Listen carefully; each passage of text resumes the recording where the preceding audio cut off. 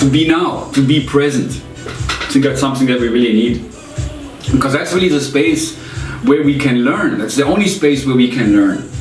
Now we can really get to know each other. Now we can get to know ourselves. Because ultimately that's the quest, is to gain knowledge of self. And that's something we all can learn. Because we all have that knowledge in us. You know, also the truth actually lies within us. And we can find that from within ourselves. That's something I would like to very much draw attention to here, to look at that. And because that's just how it is. When things are difficult in life, we don't want to deal with that. When we are with people in life who are difficult for us, we push that away. We say, I don't want to deal with you anymore. But that's the greatest opportunity for us to learn something about ourselves. I mean, we all can tell a story about relationships. We go into relationships, things are good, there's friendship, there's love, there's understanding, we have a good time.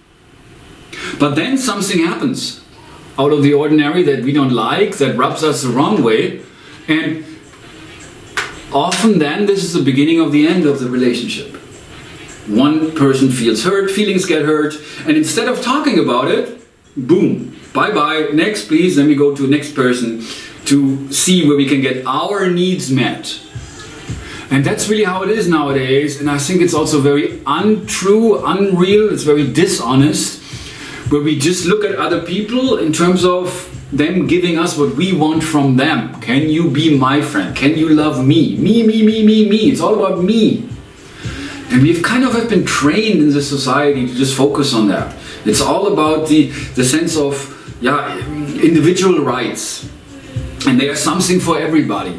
And we attach ourselves to things that work for us, a lifestyle, clothes, opinions. We then hold on to those. We go through the world, look at everything in terms of that, in terms of our own filters, our own standards, our own expectations, our own evaluations. And as long as I get from you or my environment what I want, and I'm happy and I'm content and everything is cool. But as soon as something happens that upsets me, I'm turning my back. Again, the point here, the real point, the important point I want to make here, is that this is the greatest opportunity for you to learn something about yourself.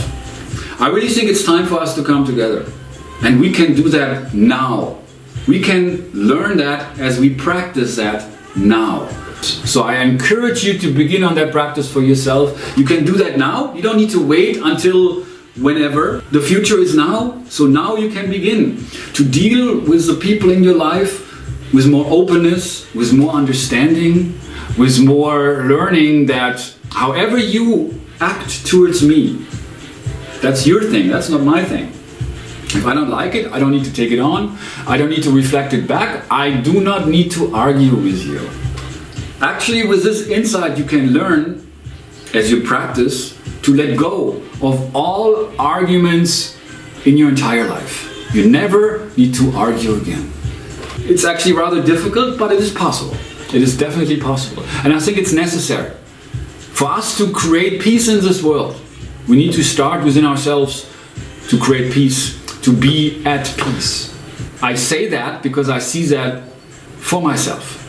That's why I'm sharing actually these things, because that's something I have learned and I am learning. And I see the great challenges there. But I also see the tremendous opportunity when I learn that, when I practice that, to let go of all of these things that are difficult for me, all of those things that I'm fighting against, all of these things that I don't want.